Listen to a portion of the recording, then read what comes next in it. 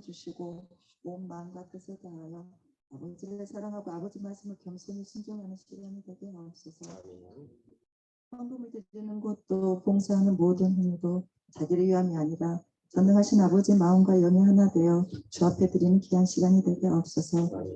믿음으로 말미암아 그리스도께서 우리 마음에 계시게 하시고 사랑과 은혜와 감사함이 뿌리가 내리고 터가 굳어져서 말씀 안에 살아가게 하시며 그리스도의 넓이와 길이와 높이를 깊이 깨닫는 귀한 예배가 되게 하옵소서. 이 순간 둘풀도 입히시고 하늘의 새도 먹이신 아버지 자녀들에게 좋은 곳으로 채워주시고 독생자 예수 그리스도 십자가 보혈로 영생까지도 우리에게 주시며 모든 것을 다 내어주셨고 저희들은 내주셨지만 저희들은 세상적인 것에 더 탐욕을 부리고 물질 앞에서 한없이 나약해지며 무엇을 먹을까 입을까 늘 염려하며 살아가고 있습니다. 우리의 허물을 용서해 주시옵소서. 이 세상에서 지혜와 능력을 찾지 않게 하시고 지혜와 능력의 말씀을 온전히 아버지께서 주신 말씀 안에 있어오니 모든 염려 걱정은 아버지께 맡기며 말씀 중심으로 살아가게 하옵소서. 아멘. 오늘도 말씀 주신 목사님 건강에 은사를 주셨고 성령의 능력으로 함께하사 말씀 안에 능력 있게 하시옵소서. 제와 목사님 하루빨리 건강 회복하셔서 함께 예배하게 하옵소서. 코로나로 인해 경제적으로 위축되지 않게 하시고 고통받는 이웃들 없도록 하시고 성도님들 가정 위에도 건강과 감사한 것으로 채워주시며 은혜 안에서 한 주간도 살아가게 하옵소서. 예수 그리스도의 이름으로 기도드렸습니다. 아멘.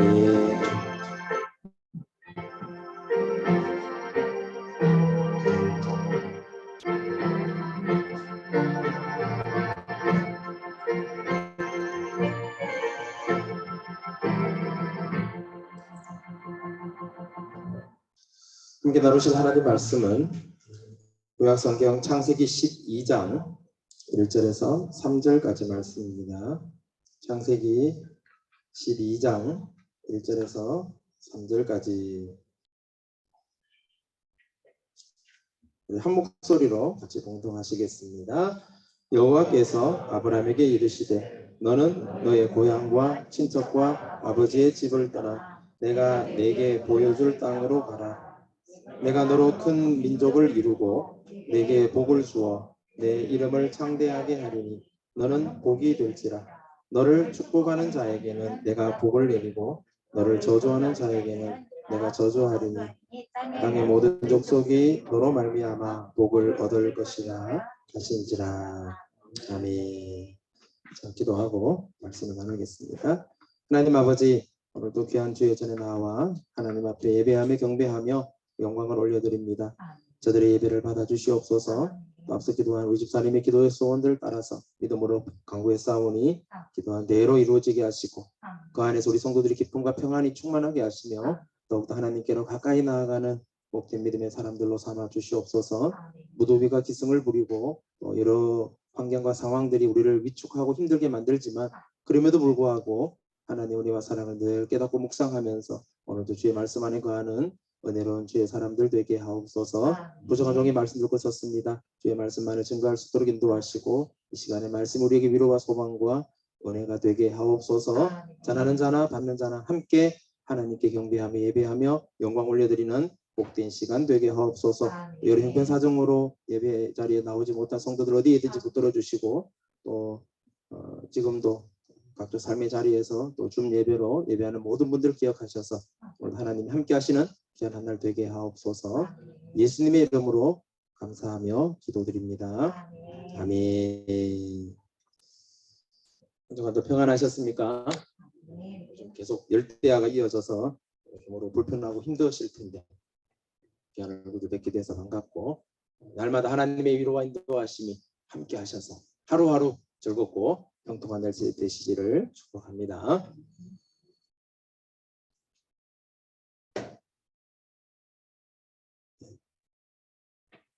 기름을 옮기는 시설인 송유관이 있습니다. 사진 한번 보여주시면은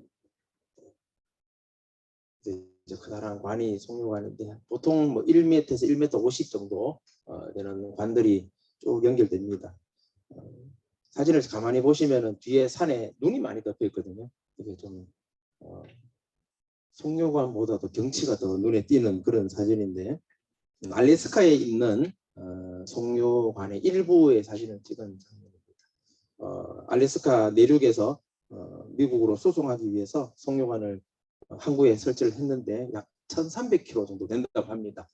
저거 자체만으로 해도 상당한 관광 효과가 있고, 물론 송료관이 외부로 노출되어 있어서 위험도 많지만은 최첨단 장비들을 동원해 가지고 인공위성으로 잘 찍어서 또 감시를 철저하게 하고 또 유사시에 대비할 수 있는 모든 장치들이 저는 잘 모르겠지만 준비되어 있다고 합니다. 그래서 비교적 안전하고 또 별 탈 없이 지금까지도 원유를 잘 이동을 시킨다라고 하는 내용을 본 적이 있습니다. 여러분, 송료관의 목적은 무엇입니까? 기름을 옮기는 목적이었죠. 원유 정유 시설에서 원유를 퍼올리면은 여기서 이제 항구로 옮겨서 정유 공장으로 옮기는 그런 작업들을 하는 것이라고 합니다.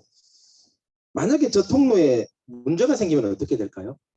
예를 들면은 뭐 가스관이 누출이 된다거나 아니면 누군가의 공격에 의해서 뭐 부서진다거나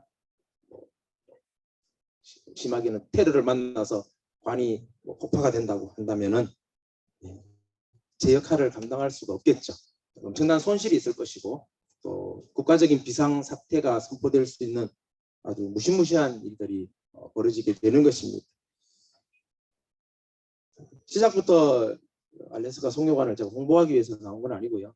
물론 알래스카 가면은 꼭 봐야 될 그런 명물이라고 하더라고요. 송료관이 제 역할을 감당할 때는 많은 사람들이 편리하게 사용할 수 있는 원유 생산물들이 생산되겠지만은 만약에 저 관에 문제가 생겨버리면은 상당한 어려움이 발생할 것이다 라고 하는 것을 제가 전달하고 싶어서 송료관 그림을 보여드렸습니다. 우리 모든 사람들에게는 각자의 역할이 있습니다. 목적이 있다는 거죠. 자주 들어오셨을 것 같고 저도 이미 여러 번 이야기를 한 듯한데 우리 모든 인생은요 각자의 목적이 있습니다. 마치 석유를 이동하는 원유를 옮기는 송료관처럼 우리 모두에게는요 각자에게 맡겨진 역할들이 있습니다. 그 역할들을 어떻게 수행하느냐 이게 대단한 이야기 중에 하나가 되겠죠.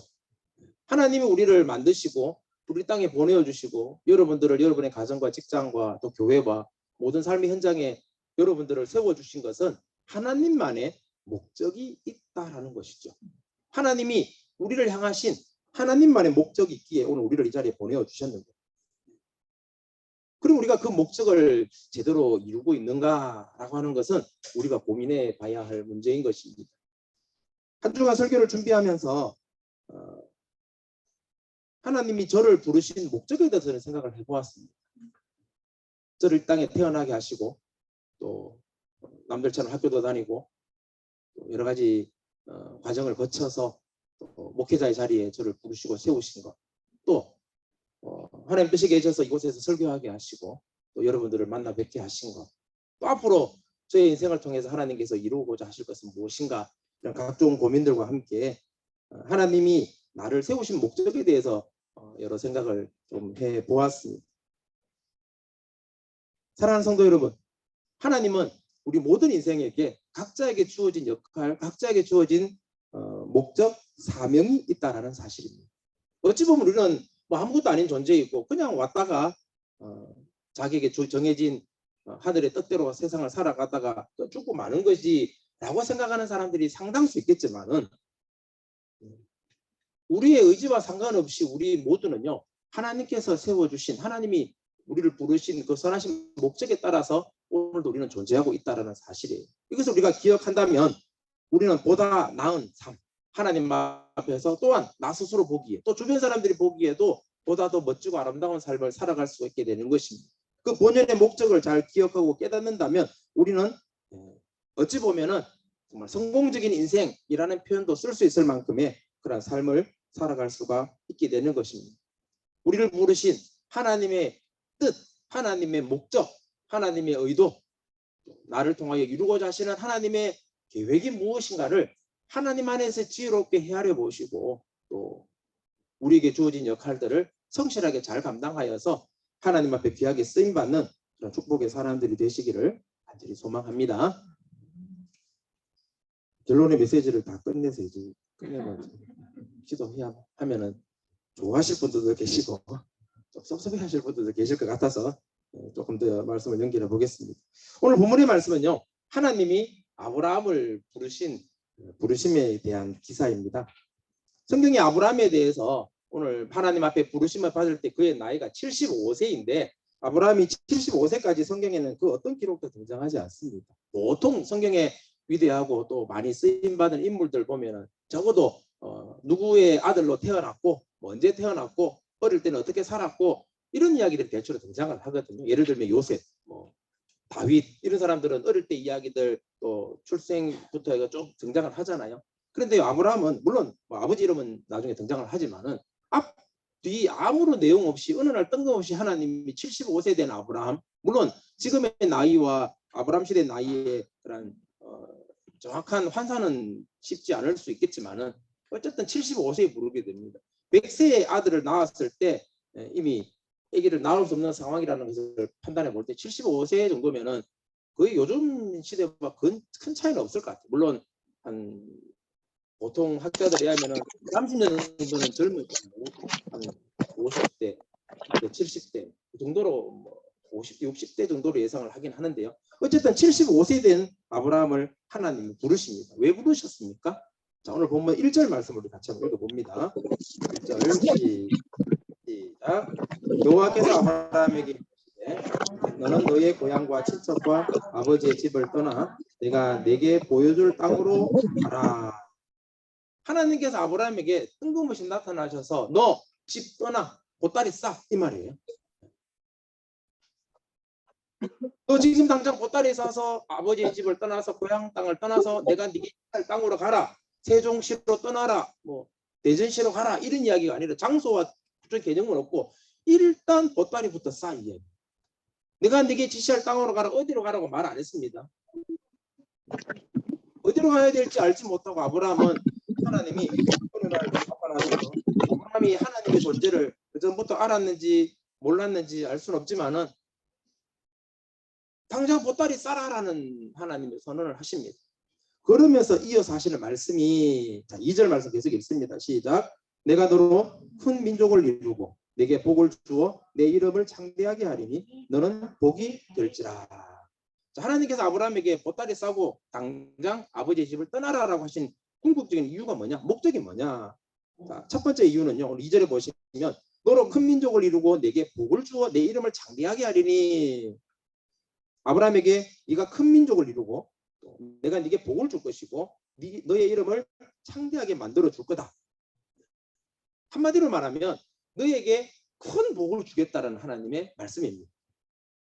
평범하게 자기 할 일을 열심히 하면서 자기 집에 아버지랑 살고 있는 아브라함에게 하나님이 나타나셔서 너 고향 땅을 떠나고 아버지 집을 떠나고 당장 보따리를 싸서 내가 너에게 지시할 땅으로 가. 거기 가면 내가 너에게 복을 줄게. 큰 민족을 이루게 해줄게. 여러분 입장을 바꾸어서 어느 날 하나님이 나타나지 않으실 수도 있겠지만은 하나님 예를 들어 나타나셔가지고 안무개 집사야, 안무개 성도야, 너 지금 당장 보따리 싸고 어디로 가라. 당장 보따리 싸고 일단은 출발을 해라. 어디 갈지는 말 안 해. 내가 좀 이따가 어디 갈지 말해줄 테니까 일단 가라. 그러면은 그 말에 순종하기가 여러분 쉬울까요? 어려울까요? 저는 대단히 어려울 거라 생각합니다. 어디를 가는지 알아야 거기 가면 내가 도움이 될 건지 나에게 해가 될 건지 계산도 한번 해보고 대전으로 가라면 서울로 가라면 대구로 가라면 부산으로 가라면 광주로 가라면 생각을 해보면은 어디로 가는 게 나에게 좋을까? 나는 저 동네는 싫은데 저 동네는 좋은데 나름의 평가도 할 수 있을 거고 연구도 해보는 거예요. 그리고 지도 찾아보면서 이 동네는 좀 좋아 보인다. 이 동네는 좀 안 좋아 보인다. 스스로 판단도 해보고 하나님 말미를 주십시오. 3일의 시간만 주시면 제가 좀 연구해보고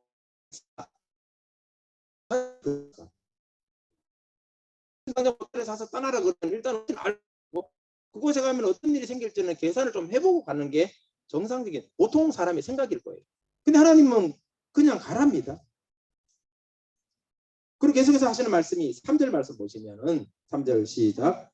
너를 축복하는 자에게는 내가 복을 내리고 너를 저주하는 자에게는 내가 저주하리니 땅의 모든 족속이 너로 말미암아 복을 얻을 것이라 하신지라. 하나님은 복을 줌과 동시에 또 아브라함에게는 아주 특별한 역할을 주시겠다고 말씀하십니다. 그건 뭐냐면은 너를 축복하는 자에는 내가 복을 내리고 너를 저주하는 자에는 내가 저주를 내릴 것이다. 이 말은 결국 아브라함을 통하여서 하나님의 복이 다른 사람들에게, 주변 사람들에게 전달되도록, 우리가 자주 하는 말 중에 하나인 축복의 통로로 아브라함을 부르셨다는 거예요. 너를 저주하는 자는 저주가 나가고 너를 축복하는 자에게는 축복이 임하도록 하나님께서 뒤에서 내가 다 그렇게 만들어 줄게라. 그 사람이 아브라함에게 저주를 쏟아내면은 그 저주가 아브라함을 통하여서 그대로 자기에게 돌아간다는 이야기예요. 아브라함에게 축복을 쏟아내면은 그 축복이 아브라함을 통해서 그대로 지나쳐 자기에게 돌아온다는 거예요. 아브라함을 통하여 주변의 사람들이 복을 받게 하기 위한 축복의 통로로 사용하시려고 하나님은 아브라함을 부르셨습니다. 그런데 이 하나님의 부르심에 대해서 아브라함은 어떻게 반응을 합니까? 제가 따로 말씀을 적진 않았는데 우리 성경책 4절에 보시면은 이에 아브라함이 여호와의 말씀을 따라갔고 어디로 갈지 알지도 못하면서 보따리 싸서 야 일단 내려가 그러니까 내려가는 거예요.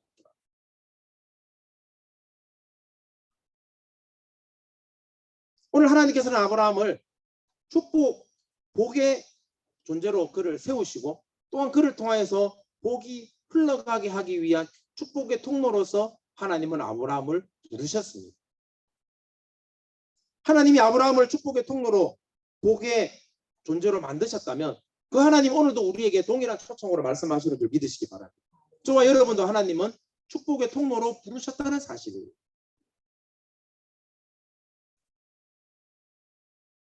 아브라함에게 복을 주시기 위해서 또 그 복을 흘려보내기 위해서 하나님이 아브라함을 부르셨다면 오늘 저와 여러분도 동일한 목적으로 하나님이 우리를 불러주셨다는 사실입니다. 그래서 우리가 이 시간 함께 우리가 한번 말씀을 선언했으면 좋겠습니다. 그 다음 문장 보실게요.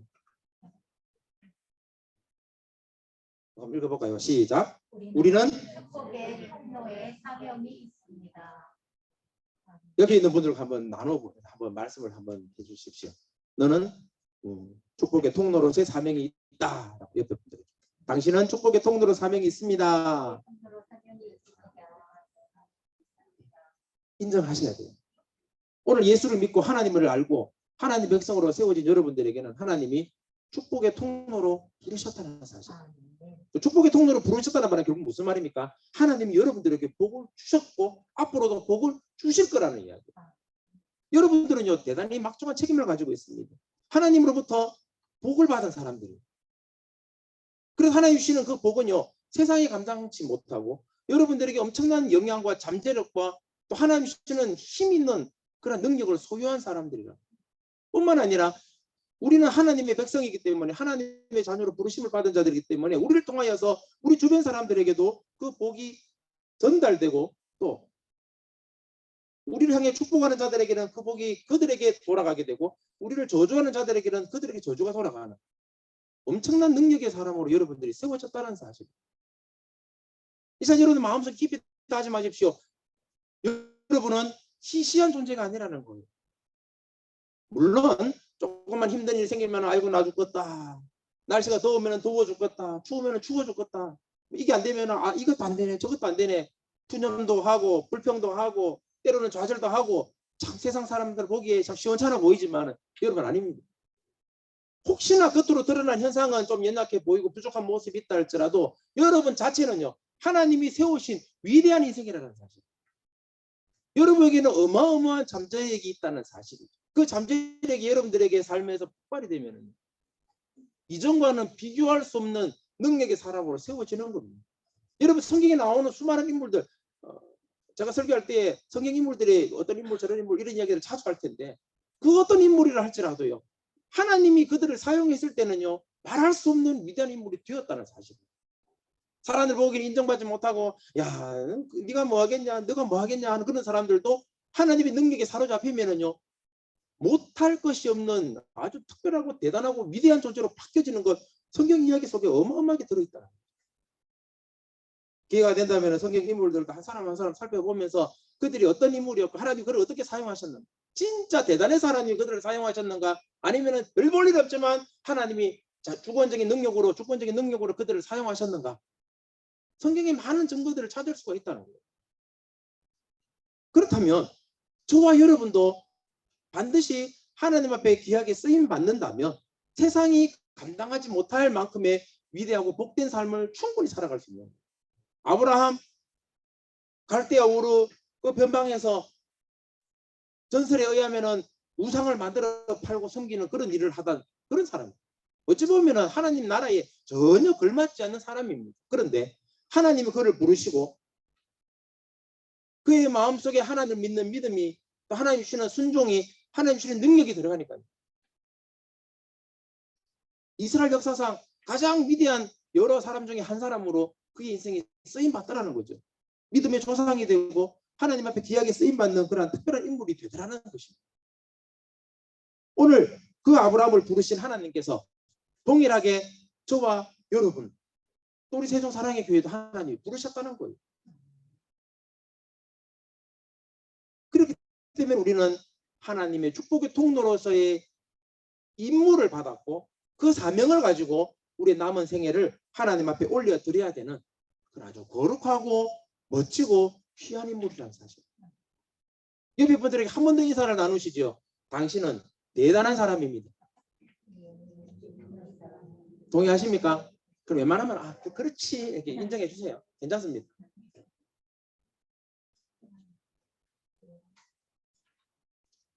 저와 여러분들은 비록 지금은 그렇지 않을지 몰라도 대단한 인물의 모든 요소를 가지고 있는 사람. 왜요? 여러분에게는 하나님이 계시기 때문이죠. 하나님의 능력이 함께하기 때문이죠. 비록 지금은 꽃이 피지 않고 지금은 능력이 발휘되지 않은 것 같지만은 오늘 저와 여러분의 삶 가운데 생각 속에 계시는 그 하나님이 여러분의 인생을 하나님이 예정하신 축복대로 아름답고 복되게 세워주실 것을 저는 기대합니다. 충분히 하나님은 하실 수 있는 분이시고 그렇기 때문에 여러분들도 위대한 하나님의 사람으로 분명히 세워질 수 있을 것입니다. 우리는 하나님의 축복의 통로로서의 사명을 가지고 있습니다. 하나님 우리를 통하여서 그 축복의 역사들을 이 땅 가운데서 세상 가운데서 전 세계적으로 펼쳐지기를 원하십니다. 그 일을 우리에게 맡겨주셨다는 사실.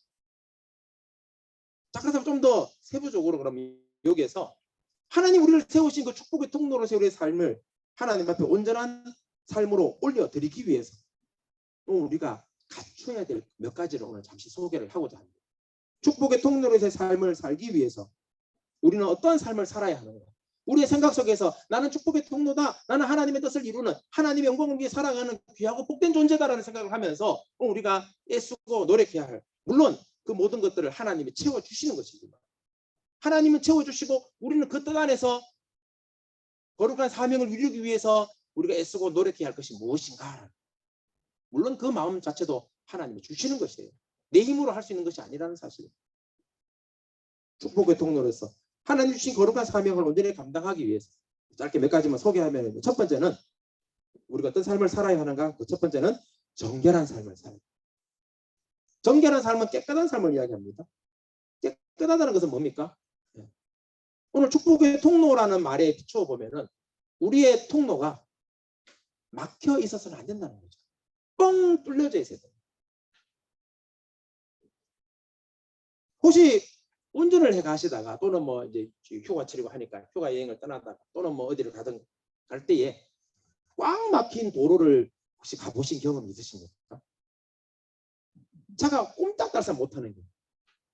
제가 예전에 한번 신대원에 이제 용인에 있죠. 용인에서 이제 고향으로 가는 길에 금요일 오후에 수업을 마치고 즐거운 마음으로 딱딱 내려가는데 경부고속도로 옥천 아마 부근에서 금방이죠. 옥천이면은 신나게 열심히 잘 달리고 있다가 갑자기 차가 끽 서는 거예요. 고속도로에서 모든 차들이 비상 깜빡깜빡하면서 차가 서는 거예요. 뭐 사고 났나? 뭐 문제가 있나? 도로에 뭐가 떨어졌나? 아무런 정보 없이 차가 서 있어요. 그냥. 얼마나 서 있었을 것 같아요? 10분이 지났습니다. 옆에 있던 같이 가시던 전도사님이 답답해합니다. 아씨 왜 막히냐? 30분이 지났습니다. 이제 그 강도가 좀 더 심해집니다. 야 무슨 일이냐? 30분 동안 차 바퀴가 한 바퀴도 안 굴러가는 거예요. 1시간이 지났습니다. 굴러갔을까요? 안 굴러갔어요. 2시간이 지났습니다. 굴러갔을까요? 안 굴러갔어요. 2시간이 지나니까 한 3바퀴 굴러갔어요. 차 한 대 갈 만큼 딱 갔는데 또 멈춥니다. 4시간 반 정도를 그렇게 멈추었어요. 알고 보니까 앞쪽에 큰 사고가 나가지고 같이 가신 분들이 다 도로에 나와가지고 그때 가을이 시원한 동네이긴 했지만 차 밖에 나가지고 막 수백 명의 운전자들이 차가 막 뒤에 막 나중에 뉴스 그렇게 12km 이상 밀렸다 그러더니 막 막혀가지고 거의 4시간 동안 차가 전혀 안 굴러가요. 심지어 옆에 있는 컨테이너 아저씨는 컨테이너 모는 분이셨는데 막 처음에는 막 성질을 내더라고요. 야 이거 몇 시까지 부산에 갖다 줘야 되는데 왜 안 가냐고 막 전화도 하고 혼자 막 난리를 치다가 나중에는 우시더라고요. 한 3시간 지나니까요. 아저씨가 울어요. 한 50대. 저희들은 그때 20대였고 그분은 한 50대, 30년 전이에요. 막 울어요. 나중에 울더라고요. 울어요. 그 왜 우나 그랬더니 이제 8시까지 9시까지가 부산항에 컨테이너를 갖다 줘야 되는데 이제 그 시간에 못 가면은 물론 지금은 제가 화물법을 잘 모르겠는데 이 운전수가 책임을 져야 된다 그러더라고요. 이제 밀리는 거라든지 컨테이너를 하루 그때 뭐 신선적으로 못하면은 다음 날까지 보관하는 뭐 비용에서 뭐 좀 들어가나 봐요. 그게 해결이 안 되니까 막 혼자 막 전화하다가 막 욕하다가 성질 내다가 나중에는 막 멍멍 울더라고 아저씨가. 참 답답하더라고요. 그래서 평소에 학교에서 집에까지 한 2시간 정도만 갈 수 있는 거리인데 그날은 거의 8시간 정도 걸렸어요. 문제는 저희들은 괜찮은데 컨테이너에서 걱정되더라고요. 제가 8시에 도착했으니까 그분은 죽었다 깨어나도 9시까지는 부산 못 가거든요. 아무리 그 아저씨가 200km 달려도 못 갈 것 같은 그런 상황이었어요. 그분이 참 안타까웠다라는 생각을 했던지 금방 지나갈 수 있는 거리 5분만 갈 수 있는 거리를 몇 시간에 걸쳐서도 못 움직이니까 그것만큼 답답한 일이 있는 거죠.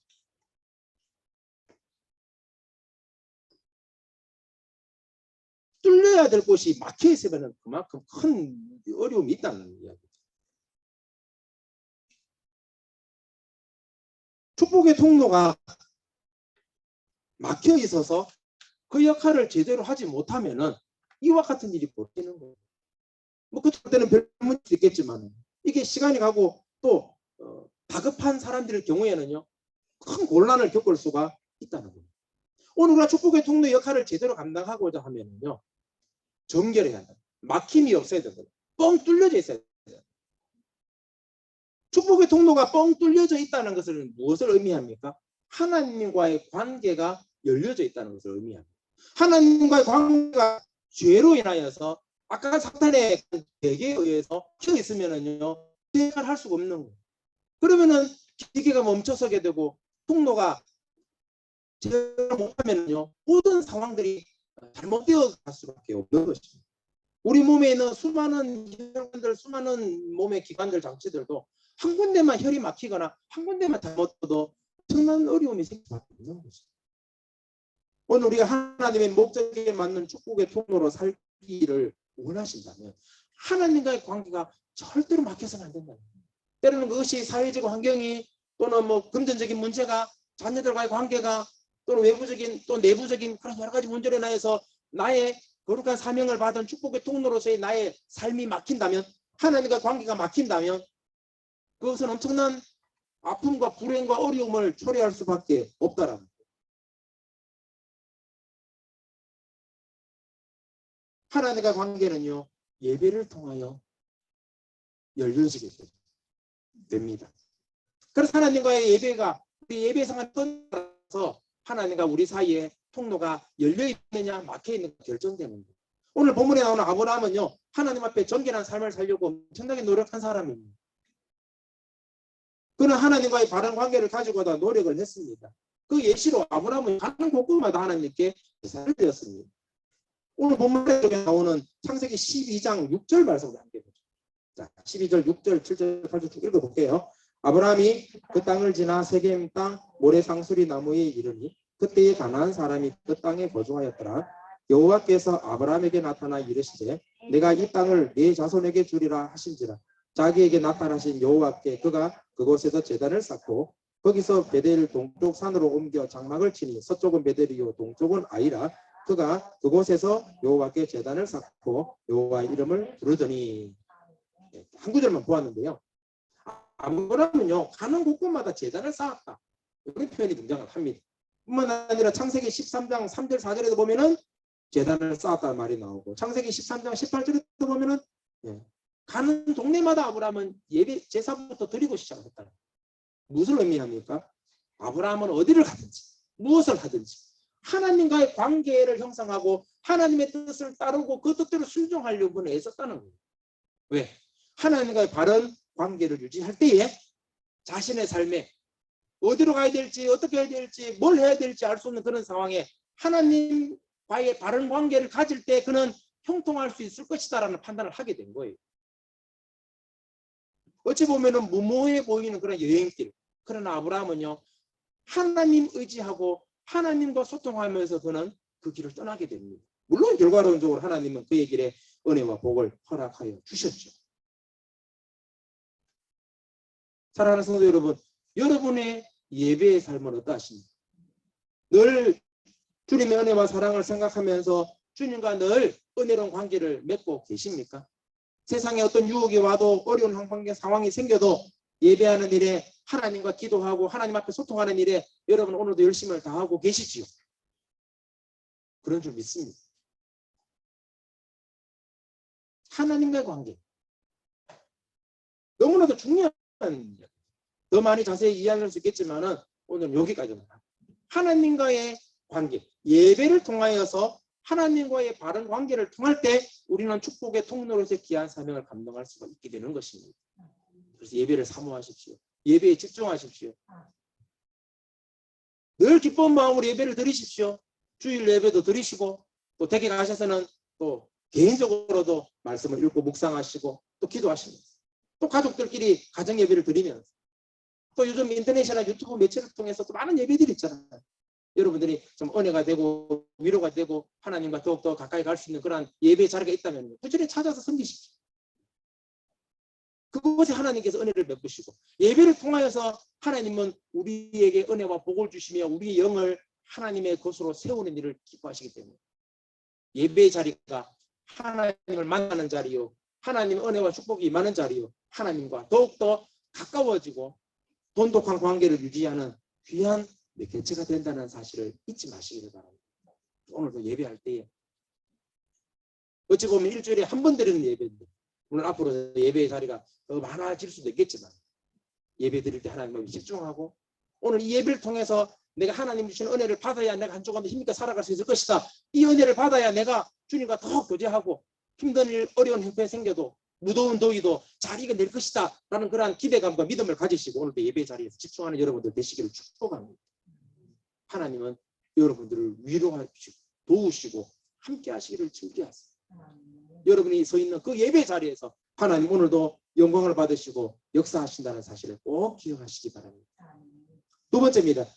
축복의 통로에서 귀한 사명을 감당하기 위해서는 어떤 삶을 살아야 하는가? 두 번째는요, 순종의 삶을 살아요. 따라합시다. 순종의 삶. 순종의 삶 쉽죠? 아브라함이 잘한 것 중에 하나가 순종입니다. 아시다시피 아브라함만큼 순종을 잘했다라고 평가받은 사람은 성경에 등장하지 않습니다. 물론 순종하신 분들이 많이 등장하지만 그만큼 순종의 대표격으로 성경은 아브라함을 소개합니다. 순종은요, 행함으로 이루어지는 믿음의 모습입니다. 하나님의 말씀을 행하고 하나님 원하시는 일에 예하고 하나님이 가라면 가고 멈추라면 멈추고 그렇게 잘하면 아무런 문제가 생기지 않죠. 도로가에 신호등들이 있습니다. 신호등에는 가라는 사인과 가지 말라는 사인이 확실하게 들어있죠. 모든 차들 또 모든 보행자들이 그 신호에 맞추어서 각자 자신의 소임을 잘 하면은 문제가 생기지 않습니다. 그런데 어느 한 사람이라도 그 규칙을 어기면 어떻게 됩니까? 사고가 나게 돼 있죠. 사고를 경험하신 분들도 계실 거고 목격하신 분들도 계실 거고 또 요즘 뭐 매차례 이런 데 보면은 뭐 교통사고들 많이 보여주잖아요. 그런 거 보면은 정말 뭐 세상 사람들 말로 운 없이 재수 없이 부딪히는 분도 있지만 대부분은요 규칙을 어기지 않았어. 그래요. 앞을 제대로 안 봤거나 신호등을 안 지켰거나 아니면은 아이고 나만 지나가면 되겠지라는 그런 안일한 생각들, 사고 안 나겠지라고 하는 그런 마음들, 그 중에 하나만 딱 삐끗해도 사고는 나게 되어 있는 거죠. 순종의 삶이 바로 어떻게 보면 그런 것입니다. 하나님이 정해놓으신 뜻을 따라서 가라면 가고 서라면 서면은요 전혀 문제가 되지 않고 하나님 은혜가 풍족하게 흘러내리면서 은혜로운 삶을 살아갈 수 있게 되는 거예요. 물론 가끔씩 하나님이 시험을 위해서 우리를 테스트하기 위해서 어려운 면을 주시기도 하지만 대부분의 경우는 그렇습니다. 말씀대로 순종하고 하나님의 뜻을 따르면은 하나님은 우리를 귀하고 복된 길로 이끄십니다. 아브라함은 그걸 알았던 것 같아요. 어떤 환경 상황에서도 하나님의 뜻을 알고 하나님 앞에 순종하면은 하나님이 나와 함께 하실 거야. 과거에 말씀하신 그 축복의 약속들이 이루어질 거야 라고 하는 것을 아브라함은 확실히 깨달았던 사람입니다. 그래서 그는 하나님 앞에 전적으로 순종할 수 있었습니다. 아버지 집을 떠나라 떠났습니다.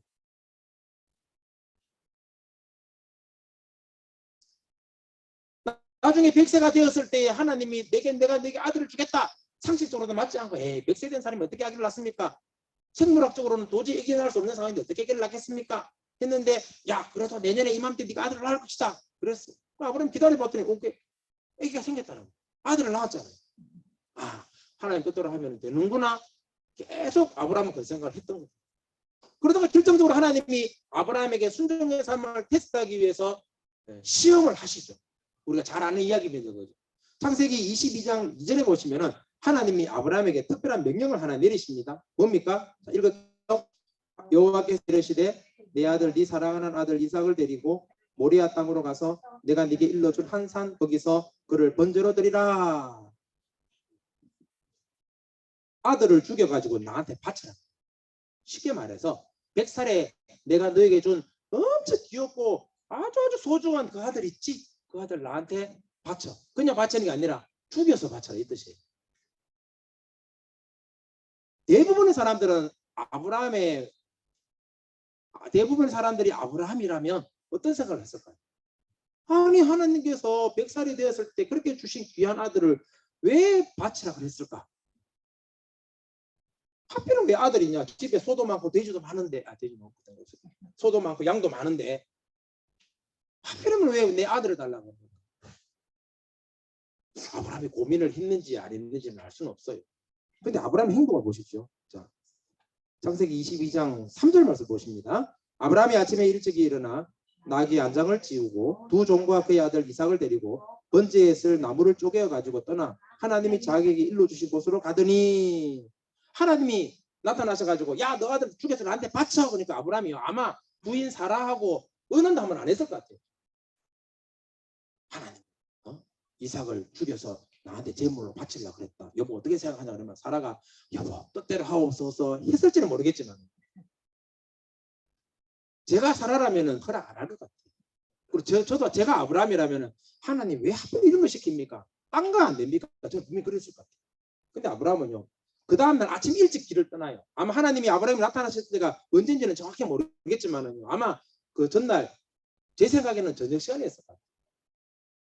하나님 말씀을 듣자마자 아브라함이요. 생각하거나 뜸을 들이거나 하나님 3일의 말미를 그런 말 안 했어요. 그냥 다음날 아침에 나귀를 세우고 종 둘을 불러가지고 야 제사 지나갈 준비해라. 나무 실어. 명령을 하고 아무 말도 안 하고 아들 손잡고 아들아 같이 가자. 이번에 니랑 같이 가자. 들고 하는 거예요. 사라가 말렸는지 안 말렸는지 성경 내용을 알 수는 없어서 우리가 정확히 분별하기는 힘들지만요. 사라가 모르게 갈 수 있을 것 같아요. 편지 하나 써놓고 여보 이삭과 나는 먼 길을 떠나게 되어 하나님이 나를 부르셨다오. 하나님 어떻게 인도할지 알 수 없지만 기다려 주시오. 편지 써놓고 갔을 것 같아요. 예전에 아브라함의 이 마음을 담은 연극 같은 걸 제가 한번 본 적이 있는데 아브라함이 얼마나 고민을 했을까. 이삭 손잡고 갈 때 하나님 가서 어떻게 해야 되나 뭘 해야 되나 그런 고민을 인간의 고민을 이렇게 연극을 만들어 놓은 거더라고요. 진짜 고민하더라고요. 근데 최종 결론은 그래도 하나님 명령이니까 하나님 하라는 대로 해야지. 그래서 창세기 22장 성경 구절은 없을 거예요. 9절 10절을 보시면 아브라함이요 제단을 쌓아놓고 아들을 결박을 해요. 이삭을 결박하고 나무 위에 올려놓아요. 아들을. 그리고 손에 있는 칼을 잡고 아들을 잡으려고. 지금 아들을 죽이려고. 원래 죽이려면 배를 갈라야 됩니다. 배를 갈라서 내장을 따로 빼고 고기를 불태우는 거예요. 생각해 보십시오. 아들 배를 가는 거예요. 아브라함이 외과 의사도 아니잖아요. 그죠? 그런데 그 아들 배를 갈라? 이거 보통 일이 아니죠. 배를 잡으러 가려고 아들이 아직 죽으려고 하는 거야. 배를 가르고 이렇게 하고 저렇게 하고 아브라함의 손이 막 벌벌벌 떨렸어. 그래도 하나님 해야 되겠죠 하면서 칼을 들어가지고 예 하는 순간에 하나님이 딱 아브라함 막잖아요. 어찌 보면은요 제정신이 붙어있지 않은 아브라함일 수 있어요. 비정한 아버지로 보일 수 있어요. 그런데요 하나님의 명령이 그에게는 우선이었다는 거예요. 하나님을 믿는 믿음이 있었고 내가 비록 아들을 죽이지만은 하나님이 이 아들을 다시 살려주실든지 아니면은 또 다른 아들을 주실 거라는 믿음이 있었을 것 같아요. 그래서 히브리서 11장 믿음의 장에는 이 구절을 어떻게 표현해 놓나 하면은 자 히브리서 11장 17절을 한번 봅니다. 히브리서 11장 17절 시작. 아브라함은 시험을 받을 때에 믿음으로 이삭을 드렸으니 그는 약속을 받은 자로 돼 그 외아들을 드렸느니라. 믿음으로 드렸다고 했죠. 자 19절을 봅니다. 19절 시작. 그가 하나님이 능히 이삭을 죽은 자 가운데서 다시 살리실 줄을 생각한지라. 아멘. 이게 중요해요. 하나님이 이 이삭을 여기서 다시 살린다는 것은 죽으면은 뭐 숨을 다시 붙여주시든지 새 아들을 주시겠다고요. 하나님에 대한 확실한 믿음이 있으니까 비록 쉽지 않은 일이었지만 아브라함은 순종할 수가 있었어요. 100세에 나에게 아들을 주신 분이십니다. 이보다 더한 일도 내가 생각할 때는 혹시나 안 될 수 있을지 몰라도 하나님이 하시면 될 것이다 라는 생각을 아브라함은 하게 되었던 것입니다. 그래서 그 아들에게 칼을 내리칠 수 있었던 거예요. 물론 하나님 막으셔가지고 결국 성사하지 되지는 못했지만 그 단계까지 간 것만 해도 아브라함은 대단한 믿음이지 않습니까? 그 이후 아브라함은 더욱더 믿음으로 살았을 것이고 믿음의 사람으로 순종의 사람으로 하나님이 기뻐하시고 축복하신 아름답고 복된 축복의 통로로서 그는 그의 인생을 살 수가 있었습니다. 그의 행동을 보고 하나님이 감동을 하셨죠. 그래서 하나님 이렇게 말씀하십니다. 창세기 22장 12절 보죠. 12절 시작. 사자가 이르시되 그 아이에게 내 손을 대지 말라. 그에게 아무 일도 하지 말라. 내가 내 아들 내 독자까지도 내게 아끼지 아니하였으니 내가 이제야 네가 하나님을 경외하는 줄로 아노라. 물론 하나님이 그 이전부터 아브라함에 대해서 알았겠죠. 근데 우리에게 말씀의 교훈을 주시기 위해서 이렇게 표현을 해놓았어. 네가 네 아들 독자까지도 내게 아끼지 아니하였으니 내가 이제야 네가 하나님을 경외하는 줄로 아노라. 하나님이 아브라함의 이 지극한 순종의 모습을 보시고 네가 나를 경외하는 사람, 너는 진짜 내가 내 마음에 쏙 드는 사람이구나 이런 뜻이에요. 하나님 말씀에 적극적으로 순종하고 도저히 순종할 수 없을 것 같은 그런 환경 상황에서 순종했던 아브라함, 하나님은 그를 귀하게 여기시고 위대한 축복의 주인공으로 그를 세워주셨습니다. 여러분 때때로 하나님의 말씀이 또 하나님의 뜻이 여러분에게 온전한 순종을 요구하기 힘든 부담스러운 환경 상황이 얼마든지 우리에게 있을 수 있습니다. 여러분 그럴 때 마음에 감동이 오시고 또 말씀에 교훈하시고 그런 깨달음이 여러분 속에 있다면 말씀 앞에 순종하십시오. 순종하시면 하나님께서는 여러분의 삶을 더욱더 존귀하게 만들어 주십니다. 물론 하나님께서 막 떼돈을 부어주시고 로또 당첨되기 그런 의미는 아닐지라도 하나님이 여러분들에게 축복의 사람으로 세워주셨어요. 하나님 앞에 복되고 아름다운 사람으로 세워주실 줄 믿습니다. 오늘도 그 하나님이 저와 여러분의 하나님이라는 사실. 그래서 말씀 앞에 정결한 삶, 말씀 앞에 순종하는 삶을 살 때 우리는 하나님 앞에 아름다운 축복의 통로로서 살아갈 수 있는 것을 믿으시기 바랍니다. 세 번째 믿음. 세 번째는 축복의 통로로 사는 사람. 세 번째는 본이 되는 사람. 본이 되는 사람. 끝날 시간이 다 되어서 좀 빠르게 진행해 볼까요? 아브라함은 믿음의 사람이라고 이야기했습니다. 하나님이 특별히 생각하시고 기억하신 사람이 되었습니다. 그래서 그는 믿음의 조상입니다.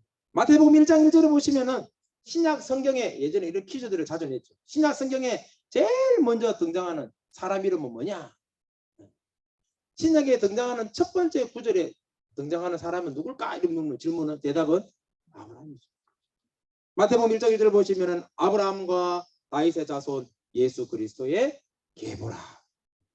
신약 성경 제일 첫 번째 등장하는 단어가 아브라함이란 단어예요. 창세기를 제외하고 아브라함이라는 이름이 구약 성경에 42번 등장을 합니다. 신약 성경에는 74번 소개됩니다. 또 믿음의 장이라고 하는 히브리서 11장에도 아브라함에 관한 분량이 제일 많습니다. 물론 이게 중요한 건 아닐 수도 있지만 성경에 많은 사람들에게서 인용되고 하나님도 선지자들도 사도들도 아브라함 이름을 많이 인용한 것은요, 그의 삶이 특별했기 때문에 그렇습니다. 보통 사람이었다면 이름이 잘 소개되지 않죠. 혹시 여러분들 성경 신구약 쫙 뒤져보세요. 여러분 이름이 등장하는지 한번 보세요. 있는지 없는지. 제 이름은 성경에 4번 나옵니다. 예레미야와 에스겔을 보면 제 이름이 등장합니다. 어떻게 등장하는지 아세요 혹시? 제 이름이 이성은이죠. 그래서 예루살렘 설 이야기하면서 이성은 이게 4번 나와요. 성경에 이름이 완자로 3글자 나오는 사람 드물거든요. 저 이름입니다. 제가 아주 특별한 이름 성경에 4번 나옵니다. 죄송합니다. 여러분 이름 한번 찾아보실 수 있는지. 아브라함이 성경에 많이 등장한다는 것은 결국 아브라함이 하나님 앞에서 특별한 존재라는 거예요. 신앙과 우리의 믿음과 신앙생활에 아주 중요한 교훈을 주는 인물이라는 거예요. 아브라함은 성경의 모든 역사 가운데 가장 믿음과 순종의 대표적인 인물이라고 말할 수가 있습니다. 왜요? 그는 하나님 앞에서 축복의 통로로의 삶을 살았기 때문이죠. 오늘 우리는 그의 믿음과 그의 순종을 본받아야 합니다. 본보기가 있다는 건 대단히 중요합니다. 저희 집에는 아이가 4이 있죠. 지금은 이제 뭐 저보다 다 크고 해가지고 징그러워서 저도 막 이렇게 좀 그럴 때가 있는데, 이 아이들이 꼬말 때, 조그말 때, 제가 교회에서 사역을 하다가 집에 퇴근하면 우리 아이들이 쫙 쳐요. 4명이 쫙쫙쫙 4명이 같이 왔으니까 뭐 오래된 이야기는 아닙니다. 4명이 막 와가지고 아빠 막 이렇게 해요. 지금은 이제 서로 징그러워서 안 하거든요. 예전에 했거든요. 그러면 막 서로 막 아빠 손 안 잡고 하려고 좋아하는데, 그러다가 이제 한 놈이 튕겨나가면 혼자 떨어져 울어. 나는 아빠 손 못 잡고. 그때가 그렇긴 합니다, 사실. 그런데요, 제가 아이들랑 함께 거실에 앉아가지고, 이제 지금은 집에 TV가 없는데 옛날에 TV 있을 때 TV를 보려고 리모컨 딱 해가 앉으면은요, 딱 이렇게 자세 딱 잡고 앉으면은 1번부터 짠짠짠 4명이 줄 딱 서가 똑같이 딱 앉아. 다리 쫙 펴고 앉아가지고 4명이 저하고 똑같이 앉아가 TV 보다 이렇게 앉아있어. 기가 막히죠. 그리고 또 어느 날은요, 제가 이제 책을 좀 볼게 해서가지고 자주는 안 보지만 가끔씩 보거든요. 그래서 책 보려고 책 하나 빼가지고 자리에 딱 앉으면은 또 4명이 쫄쫄쫄쫄 자기 책 들고. 그때 막내는 이제 글자도 모르니까 책을 거꾸로 들고 지도나 본다고 앉아있어. 무슨 의미합니까? 아빠가 하는 대로 애들은 따라하더라고요. 제가 TV 보려고 TV 앞에 앉으면 쟤들도 TV 앞에 따라하고, 제가 책 보려고 책을 들고 앉으면 쟤들도 따라하고. 오늘 성경에 등장하는 많은 믿음의 사람들, 아브라함, 오늘 이 아브라함의 인생을 여러분과 함께 나누는 것은요, 그의 믿음의 삶을, 그의 순종의 삶을 우리가 본받아야 되겠다는 거예요. 본이 되는 삶을 사시고, 본을 보는 삶을 사시고, 본을 보여주는 삶을 사시고, 이것이 어찌 보면은 축복의 통로로의 삶이라고 말할 수가 있습니다. 지난주에 읽었던 성경 구절 가운데 요한복음 13장 35절에 보면은 너희가 서로 사랑하면 이로써 모든 사람이 너희가 내 제자인 줄 알리라. 세상 사람들이 우리 행동을 보면서 아, 이렇게 하면은 네가 하나님의 제자구나 안다는 거예요. 우리는 주님의 제자로 부르심을 받았습니다. 우리는 주님의 사랑으로 축복의 통로로 부르심을 받았습니다. 그렇다면요, 우리도 주님을 본받고 또 그 본받은 주님을 주변 사람들에게 본으로 보여줄 수 있는 삶을 살아야 돼요. 그것이 축복의 통로로 된 삶입니다. 그런 삶을 살아갈 때 우리를 저주하는 자에게 저주가 나가고 우리를 축복하는 자에게 축복에 나가는 통로가 되는 거예요.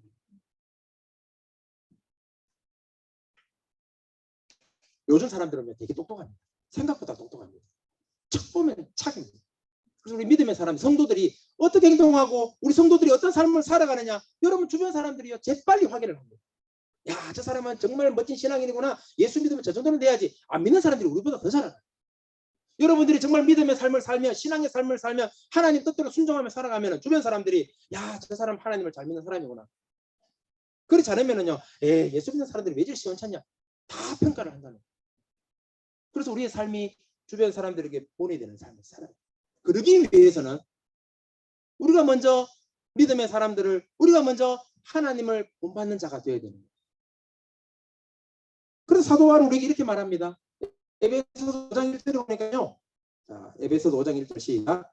그러므로 사랑을 받는 자여 하나님을 본받는 자가 되고, 너희가 사랑받는 자녀라면 하나님의 사랑을 받는 자녀죠. 그러면은요 하나님을 본받으래요. 바울이 하나님을 본받으라, 예수님을 본받으라, 이게 명령했다는 거예요. 고린도전서 11장 1절을 봅니다. 시작. 내가 그리스도를 본받는 자가 된 것 같이 너는 나를 본받는 자가 되라. 내가 그리스도를 본받았으니까 너희 나를 본받아라. 이 말은 바울이 와 내가 잘났으니까 너희들 나를 본받아라 이런 의미가 아니라, 나도 지금의 사도의 자리에 있고 수많은 하나님의 일을 하지만 여전히 하나님을 주님을 닮기 위해서 주님을 본받게 되니까 고생을 하는 거예요. 애를 쓰는데 너희들도 그렇게 했으면 좋겠다는 거예요. 고린도 교회 성도들아, 너희들도 싸우지 말고 다투지 말고 파당을 만들어서 갈등하지 말고 예수님을 본받는 사람이 되어라. 나를 본받는 사람이 되라. 이 말이 결국 예수님을 본받는 사람이 되라.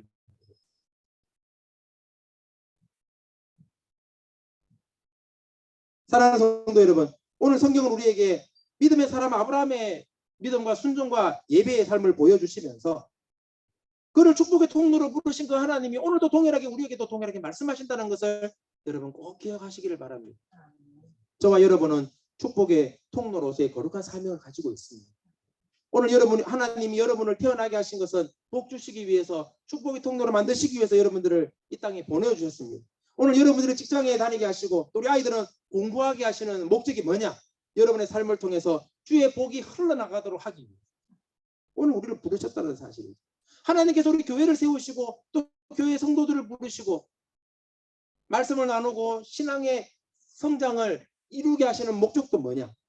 우리를 통하여 이 지역에 추구하는 수많은 영혼들에게, 주님을 모르는 많은 자들에게 축복의 통로로서의 거룩한 삶을 감당하여 예수 그리스도의 빛을 나타내고 하나님의 영광을 선포하며 하나님 나라 확장에 앞장서게 하기 위해서 축복의 통로로 우리를 부르셨다는 사실 반드시 기억하시기를 바랍니다. 오늘 우리 인생이 하나님께 복을 받고 축복의 근원이 되어서 하나님의 귀하게 쓰임받기를 원하십니다. 정결한 삶을 사십시오. 예배를 통하여 정결한 삶을 회복하십시오. 순종의 삶을 통하여 하나님의 뜻을 헤아리시고 예수 그리스도를 본받아서 모범적인 삶을 사셔서 하나님의 귀하게 쓰임받는 일에 앞장서는 여러분들 되시기를 축복합니다. 말씀을 정리합니다. 예전에 어떤 70 넘으신 은퇴하신 장로님 댁을 신방한 적이 있습니다. 앞에서 병원에서 수술하고 오신 분인데 왜 수술을 하셨습니까? 이렇게 이야기를 나누다가 담낭에 돌이 생겼다고 돌을 보여주시더라고요. 담낭 결석거려요. 돌이 생겨가지고 아이고 목사님 나 70평생 이렇게 아파보니 참. 안 그래 옆에 부인 권사님이 거듭니다. 아이고 우리 장로님 내가 50년 살았는데 제 양반이 저렇게 떼굴떼굴 구르는 거 처음 봤다. 죽으라고 고함 지르면서 막 떼굴떼굴 구르는데 막 내가 무서워서 혼났습니다. 저는 아직 속에 돌이 안 생겨봐서 잘 모르겠는데 그렇게 아프다 그러더라고요. 아무것도 없어야 되고 체액이나 이런 오만에 있는 그런 물질들이 잘 흘러가야 될 통로가 막히면은요 상당한 아픔을 초래합니다.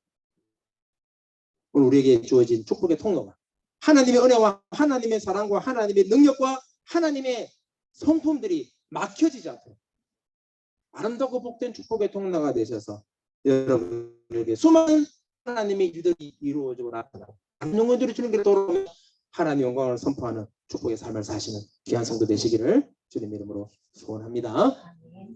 다시 한번 기도하기 전에 오늘 찬송 한 장 드리고 기도를 할까요? 잘 아시는 축복의 통로라는 찬양인데요. 우리 자들 함께 찬양하시면서 오늘 말씀을 다시 한번 더 기억하는 시간 되었으면 좋겠습니다.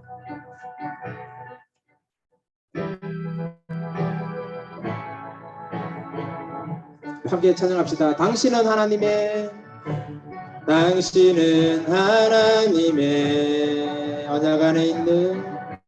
언약 안에 있는 축복의 통로 당신을 통하여서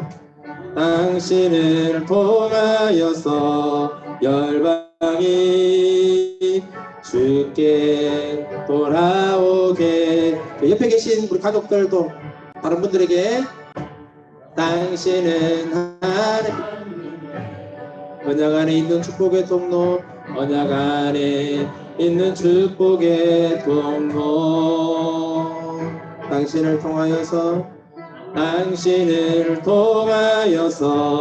열방이 주께 예배하 우리 1절 한 번만 더 하겠습니다. 당신은 하나님의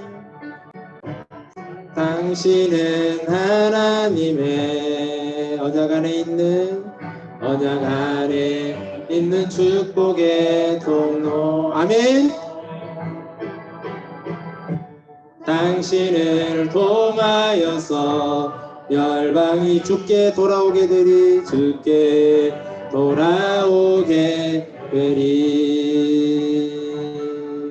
아멘. 기도하겠습니다. 하나님 오늘 우리를 부르신 목적이 아브라함을 부르신 것처럼 축복의 통로로 저들을 부르신 것을 저희들이 기억합니다. 아니 깨닫습니다. 우리를 축복의 통로로 불러주신 거 하나님 감사를 드리며 예배를 통하여 정결한 삶을 회복하고 순종의 삶을 살아가고 믿음의 삶을 살아가고 본이 되는 삶을 살아서 하나님께서 우리에게 맡겨주신 그 축복의 사명, 축복의 통로의 사명 온전히 감당하는 우리 세종사랑의 교회 모든 성도들 되게 하여 주시옵소서. 그래서 아브라함처럼 복을 받고 하나님의 역사를 이루고 위대한 믿음의 사람들로 아름답게 세워지는 귀한 역사가 우리 모든 성도들 가정과 삶에 넘치도록 임하게 하여 주옵소서. 예수님의 이름으로 기도합니다. 아멘.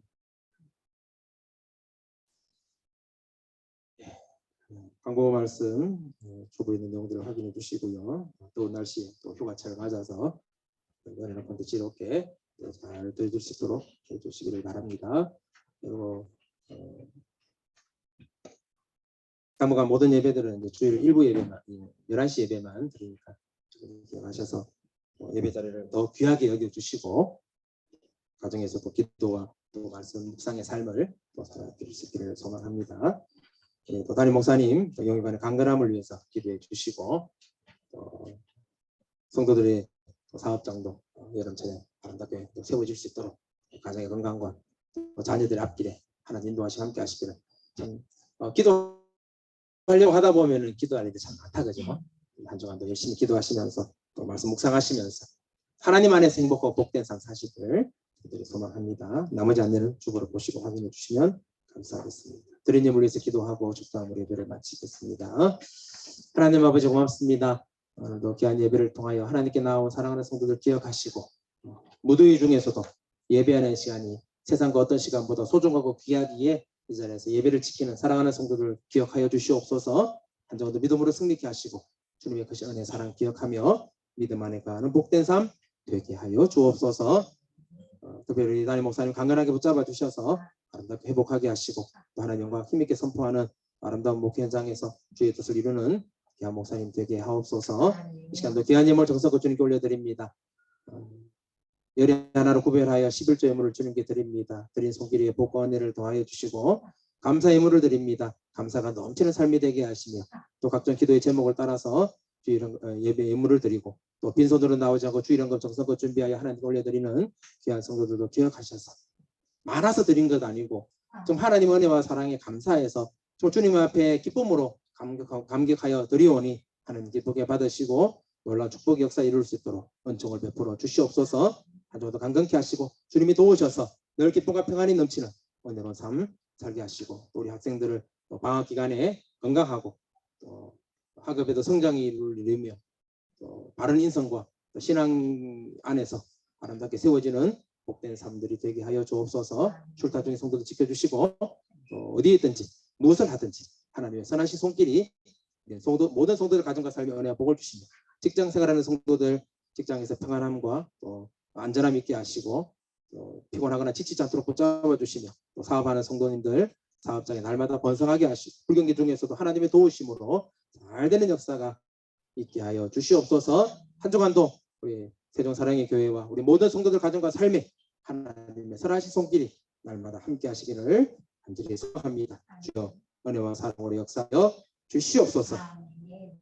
이제 머리가 되시고 우리의 삶의 은혜와 평강을 주시는 우리 주 예수 그리스도의 은혜와 하나님의 놀라우신 사랑과 성령님의 감화 위로 충만하심의 은혜가 오늘도 주 앞에 나와 축복의 통로로서 하나님의 거룩한 역사를 이루며 하나님 앞에 더욱더 가까이 나아가기를 소원하고 다짐하는 사랑하는 모든 성도들 머리 위에 가정과 직장과 사업장과 모든 생활의 현장 위에 우리 세종 땅과 대한민국 위에 이제로부터 영원토록 함께 있을지어다. 아멘.